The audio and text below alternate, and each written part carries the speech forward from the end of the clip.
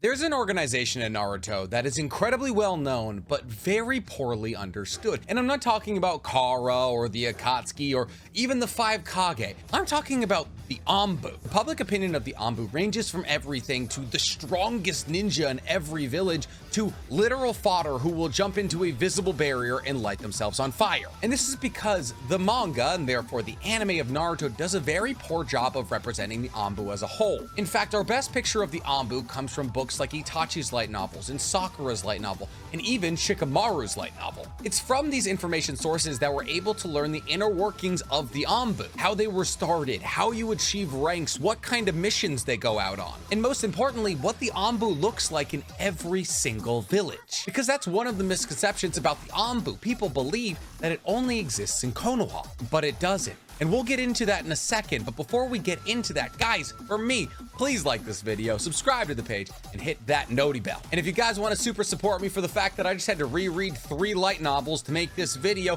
go ahead and hit that join button and become a member of the Weeb Alliance over here on YouTube. You'll get 3 additional videos a month of my content. Sorry, it's very sunny in LA today. I look like Two-Face. People say they like the open window look. So here we are. So the ANBU, today we are talking the clandestine assassination corps of every single village. Do you even know what ANBU stands for? I'm gonna read it out for you because otherwise I will embarrass myself. It's Ansatsu Senjutsu Tokusho Butai, ANBU. In English, it means Special Assassination and Tactical Squad. And this squad was created by Tobirama during his reign as second Hokage. And the title of the squad pretty much tells you exactly what they're there to do. Tactical operations and assassinations. Now, it's always felt a bit odd to me that Tobirama, the person who pushed for peace as hard as anybody during the Warring States period, decided to make an assassination corps. But when you think about what the ANBU actually do on a very basal level, it actually makes a lot of sense that Tobirama created them. Tobirama was inherently trying to stop wars from happening. He also, after the loss of Hashirama, identified that the loss of a key figurehead is incredibly detrimental to the growth of a village. And certain people, wink wink Madara, are better off dead because they will only usurp the peace in the future. So when you consider the fact that the ANBU are in charge of A, protecting the Hokage, but B, carrying out key political assassinations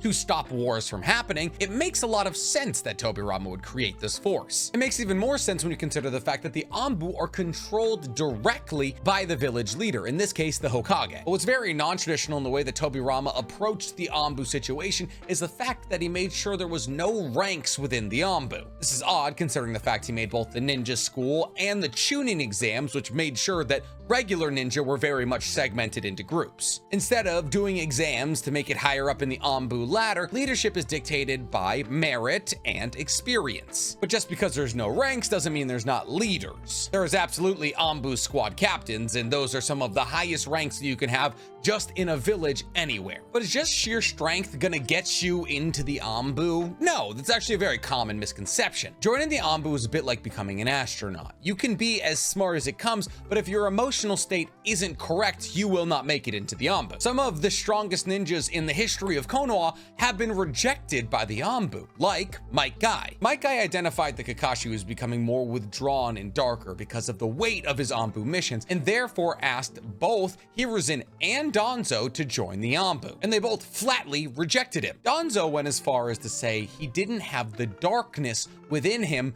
to conduct ANBU missions. But this darkness is usually identified very early in a ninja's life. We learned in Shikamaru Shinden, Shikamaru's light novel, that the ANBU will begin scouting children while they're in the ninja academy. And this lines up with what we've seen throughout the duration of Naruto lore, mostly with how Danzo recruited his members of the Root, specifically members of the Aburame. Danzo tried to recruit Shino when he was 10 years old, identifying that Shino would be able to harbor some of the Aburame's most dangerous and powerful bugs. And he did the same thing with Itachi. But technically, this isn't usually the way it goes. Technically, an ANBU member is supposed to be handpicked by the village leader. Rank, ability, gender, none of that matters as long as you are picked by the Kage of your village. There's only one rule that stops you from joining the ANBU, and that's that you have to be at least 13, and this rule's only been broken once, and that was with Itachi, who joined when he was 11. This special exception was made because Itachi was so incredibly talented. So Danzo and Hiruzen kind of fudged Itachi's birth certificate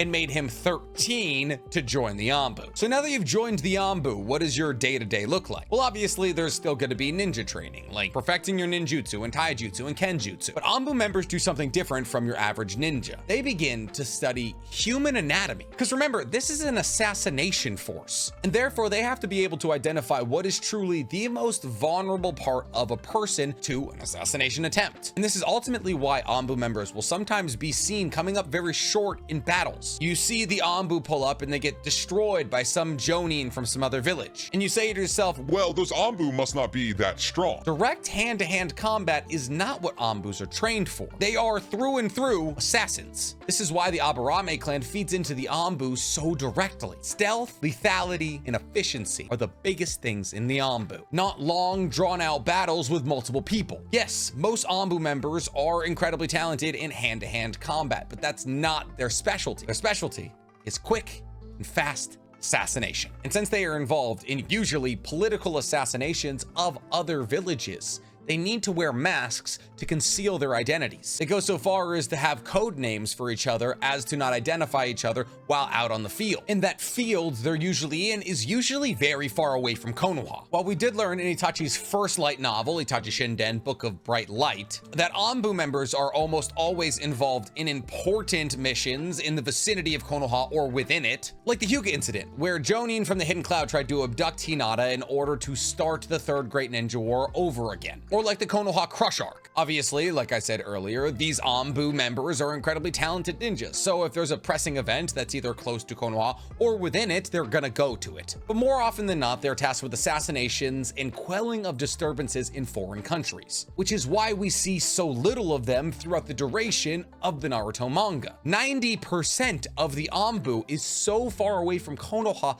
they never get screen time. But to get more specific, the ANBU deal with high-risk infiltrations into enemy countries, or tracking and surveying other ninjas on their missions, or just killing incredibly strong ninjas, or interrogating enemy forces in order to extract information. But here's the thing, since the ANBU are tasked with these incredibly important tasks, they have a lot of responsibility. The ANBU are handpicked by the Kage because those are people that the Kage believes have a strong faith to the village and will do what is ever necessary to keep the village safe. But because of this, they are often exposed to incredibly sensitive information. Let's say you just assassinated the leader of the Land of Hot Water because they were planning on attacking Konoha. Sure, you made the death look accidental, but you and your group know how that person died. The same goes if the situation is just you surveying enemy ninja, or if you interrogate an enemy ninja and find out the plans of the Hidden Cloud. All of that information gets stored up here, and therein lies the problem. You know too much. Because of this, ANBU members are instructed to destroy their bodies should they be unable to make it back to Konoha. Not kill themselves, destroy their bodies. This is because there is still technically possible ways to extract memories and information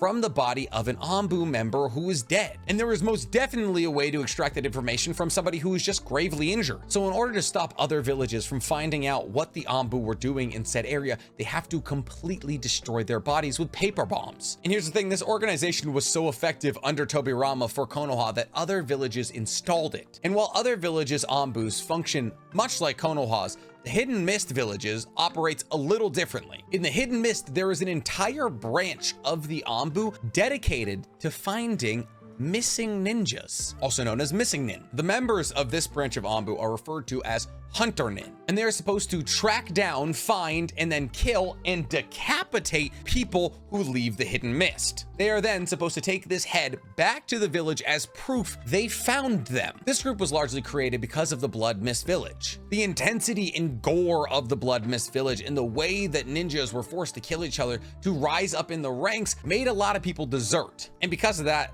the Hidden Mist village had to make an entire group of ANBU members who went to go hunt down and kill those deserters in order to stop other people from deserting. It's a bit like how in America, desertion comes with a lifelong sentence in prison if you just run away from the war. But they don't stop at decapitation. No, they destroy your entire body so nobody else can use your body for information. That's really only talking about one side on the two-sided coin that is the ANBU. Yes, they are incredibly important in taking action to help Konoha and its foreign policy, I guess. But they also serve an at-home purpose. There is a group of ANBU who are super selectively picked by the Kage. Kage, the cream of the crop of the ANBU, who only take orders from the Kage. Konohamaru's parents were part of this upper echelon. These are the ANBU that are usually seen protecting the Kage, like the ones who came to Hiruzen's side during the Konoha Crush arc and then immediately hurled themselves into a barrier, lit on fire, and died, or Konohamaru's parents who died fighting the Nine Tails in order to protect Hiruzen and Minato. But what I'm trying to get at in a kind of roundabout way is that the ANBU are also kind of like a police force for the village. Obviously, protecting the Kage is a domestic affair that they deal with, but they also deal with just crime and other things of interest in their respective villages. Think of the ANBU a bit like the FBI in America, and the Konoha police a bit just like police. Except in ninja villages, there's no clear jurisdiction between what belongs to the Konoha police force and what belongs to the ANBU in terms of jurisdiction. It's just the ANBU and the police force are both tasked with keeping peace in their respective villages. Jurisdictional lines are basically just whatever the Kage says. If the Kage says that this is going to be an ANBU investigation, then it's an ANBU investigation, and vice versa. But because this is so non-concrete, the ANBU and the police force often clash over who's in charge. But that brings me to a pretty interesting tidbit about the ANBU. The ANBU can't be arrested by the police force without a warrant. This is because of how much important information that they hold. This is weird to me though, because ANBU members' identities are largely hidden. I know it doesn't seem that way because everybody and their brother knows that Itachi is a squad captain, but the reason they wear masks is both because they don't want enemies to find out who they are, but also because they don't want people around them knowing who they are. So the idea of like, hey, you can't arrest me, I'm ANBU, kind of flips the whole script. It's like, you're not supposed to know I was ANBU. But here's the thing.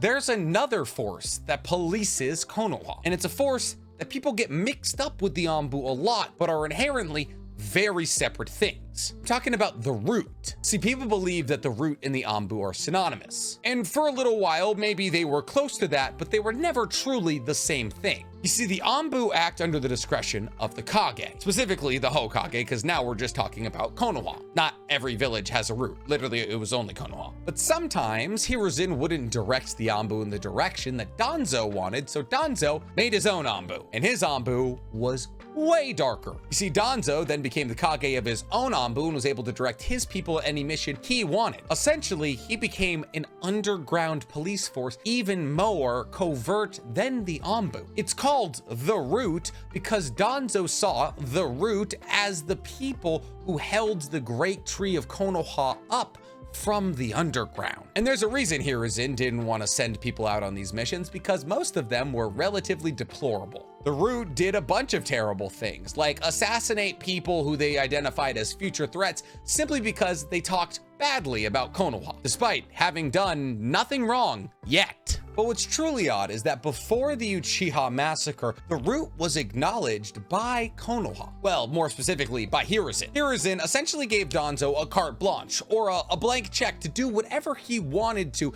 in order to make sure Konoha stayed safe. He essentially said, out of sight, out of mind, and let Danzo make all the hard decisions. But once the Uchiha massacre happened, which was almost entirely manufactured by Danzo, Hiruzen officially broke up the Root, meaning that it was no longer officially supported by Konoha, but it continued to exist non-officially. And the Root non-officially operated until Danzo's death, because the Root members were still loyal to Danzo. They would listen to his commands over Hiruzen's. And in a sense, this disbanding didn't really affect Danzo in the least. He continued to do all the things he did before, but now he was even less in the eye of Hiruzen. What truly separates the Root from the ANBU outside of the fact that they would do a lot more detestable things? Well, one, it was stricter and more selective than the ANBU. While you didn't necessarily have to be in the ANBU to get pulled into the Root, if you've already been selected out of an entire village based on your ability to be tactical and also the darkness of your soul, there's a solid chance you're going to see a little bit of a crossover. But remember what I said about ANBU members having to destroy their bodies should they get too fatally injured to return to Konoha? The Root takes it one step further, and they put a seal on your tongue that stops you from being able to talk about the Root. It also stops you from being able to talk about Danzo or move at all. Should you try and talk about Danzo or the root, your body will paralyze immediately and you will fall to the ground. This was done by Danzo in order to stop information leaks amongst the root. Danzo even went one step further with root members. Should a root member get put under genjutsu, they would pull out a blade and commit seppuku. We learned this when Itachi and Shisui fought Mukai Kohinata in Itachi Shinden. Shisui catches Mukai Kohinata in a genjutsu, and Mukai, who was a member of the root, just pulls out his kunai and cuts his own stomach open. This was also to stop information from leaking outside of the root. But on top of that, Danzo took the whole darkness thing much further. Danzo wanted every member of the root to be completely emotionless. He would raise members of the roots in pairs and make them incredibly close, and then he would have them kill each other, making them sever any attachment or emotional connection to any human around them. And this was eerily reminiscent of the way the Hidden Mist Village made their shinobis during the Blood Mist Village era. Essentially, in order to graduate from the Hidden Mist Academy, you had to kill one of your fellow shinobi. And remember how ANBU had code names but still knew their own names? Root members had code names but forgot their original names because they only went by those code names. But the true cherry on top is how the root slowly programs the brains of its members. We saw this with Nono Yakushi, who was the head of the orphanage that Kabuto was raised up in. Essentially, she was a root member, and then she was like, nah, I'm good, and went to go run an orphanage. But eventually Danzo was like, You're still mine, and pulled her back. Danzo knew why he was pulling her back. It was because he wanted her to kill Kabuto. And Danzo knew he was gonna do this, so he took all the photos she had with him and slowly but surely changed Kabuto in these photos, making it so when he sent her to kill Kabuto, she didn't even recognize him. Essentially, Danzo handpicked the deadliest and darkest members